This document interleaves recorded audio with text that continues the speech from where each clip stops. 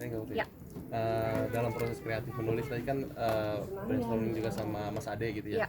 Tapi di sisi lain ada ini juga nggak sih tekanan laku nggak ya lagu gue, maksudnya komersil nggak sih lagu gue Ya. ini? Sebenarnya kalau takut mungkin enggak ya, karena ini kan karya kita mengekspresikan diri sendiri gitu ya, dan aku percaya yang dari hati juga pasti akan sampai ke hati gitu. Tentunya kami pasti berusaha lah dari segi promosi, dari segi marketing, menggunakan digital social media juga gitu. Jadi kita we do everything we can lah untuk mengebus lagunya juga. Dan juga kan kalau nggak salah sempat baca di salah satu artikel diangkat dari kisah pribadi dan ada keraguan. Emang keraguan apa sih yang dirasakan sama Kamika sampai akhirnya dituangkan di lagu?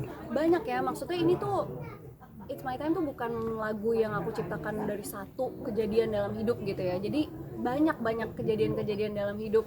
Kadang-kadang aku meragukan diri, misalkan kayak aku waktu itu mau kuliah gitu, apa terus karir aku gimana ya gitu. Itu tuh hal-hal seperti itu yang aku alami gitu, keraguan-keraguan kayak gitu. Terus mungkin momen-momen kadang-kadang aku lagi keluar jerawat, simple as that sih sebenarnya gitu. Jadi aduh malas dilihat kaca karena kayak lagi ada jerawat gitu, ada lah momen-momen kayak gitu. Terus lagi nggak ngerasa badan tuh lagi enak fit gitu, momen-momen seperti itu sih. Justru hal-hal yang kejadian-kejadian yang bukan besar itu yang justru akhirnya menginspirasi aku untuk nulis lagu ini gitu, karena aku rasa bukan hanya aku yang ngerasain gitu, pasti banyak juga perempuan di luar sana yang merasakan hal yang sama yang aku rasain gitu. Kami nggak, kalau dari Kak Deva sendiri dukungan sebagai melihat kamu sebagai seorang penyanyi seperti apa sih? Deva sih selalu mendukung ya, apapun yang aku ingin lakukan, apapun yang ingin aku kerjakan. Dia sih selama aku seneng, happy ngelakuinnya, dan aku nggak kecapean gitu ya. Pokoknya dia ngelihat selama masih ada kesempatan dan akunya mau melakukan, dia support banget, terutama di bermusik. Tapi dia ikut membantu kayak tadi ngebener-benerin kalimat kayak gitu. Dia tuh lebih ke music video ya, karena mungkin kan dia biasa di depan layar, terus dia juga sangat paham lah ya maksudnya tentang visual gitu ya. Jadi waktu music video pertama kali jadi, aku nonton sama Deva waktu itu, terus nanya pendapat dia gitu, bagaimana waktu syuting pun juga dia hadir di lokasi syuting karena dia tahu lagu ini personal banget ya buat aku. Terus music videonya pun aku juga involved dari awal karena aku ikutan producing lagu ini ya dari awal. Jadi waktu itu Deva juga datang ke lokasi dan memberikan input juga gitu. Dan pas pertama kali previewnya jadi juga kita nonton berdua dan dia banyak kasih masukan juga untuk aku. Kalau melibatkan keluarga sendiri dalam music video itu ide siapa, Mika? Ide aku sebenarnya karena di choir lagunya sendiri pun kan juga ada keluarga aku involved juga ya bernyanyi.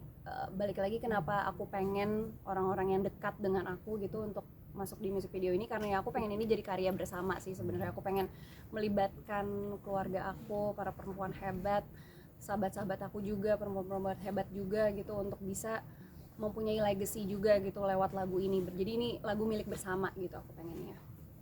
Tapi ini kan menandai kamu setelah 2 tahun vakum gitu ya. Iya. Sempat ada kekhawatiran fans atau masyarakat masih nerima karya-karya gue nggak sih kayak gitu?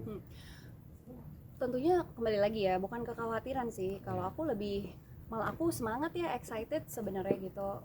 Justru lebih ke diri sendiri aja sih, maksudnya apakah aku siap dengan workload yang banyak gitu, karena aku harus berbagi waktu dengan pekerjaan yang lainnya juga gitu. Cuman karena aku tahun ini sudah niat banget untuk ngeluarin single baru, untuk mempersiapkan album gitu, jadi aku yakin lah harus bisa untuk membagi waktu dan lebih fokus bermusik di tahun ini. Jadi lebih concernnya ke diri sendiri aja sih sebenarnya. Cukup kerepotan nggak sih Mika? Maksudnya di luar sana kan banyak, nggak sedikit juga yang menjadikan kamu role model untuk membagi waktu sebagai seorang istri, juga tenaga ahli, dan sekarang entertainment lagi. Iya.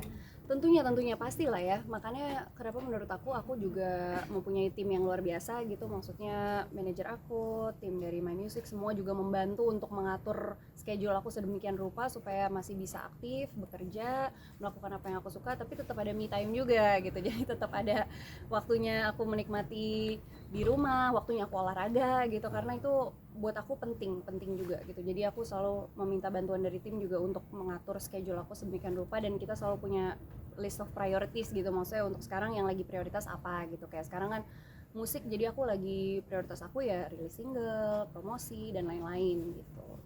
Mereka kalau nggak salah tadi ngelibatin Kamga jadi vokal director ya? Betul. Nah itu bisa diceritain nggak sih kenapa akhirnya memilih menggandeng Kamga gitu? Iya, tentunya aku ngefans sekali ya sama Kak Kamga dari dulu, sebagai seorang musisi gitu pastinya. Terus kedua itu consideration kami bersama, maksudnya dari aku, Kak Ade, terus Kak Iva juga, kita ngobrol untuk lagu ini kira-kira siapa ya, kita mau gandeng siapa untuk produce vokal nih gitu. Dan aku belum pernah bekerja sama dengan Kak Kamga, jadi pengen banget juga, dan akhirnya kesampaian di lagu ini. Jadi memang keputusan bersama sih, dan memang udah jodoh-jodohan ya kayaknya. Ada nggak sih hal yang membedakan antara vokal director yang sekarang sama lagu yang sebelum-sebelumnya gitu?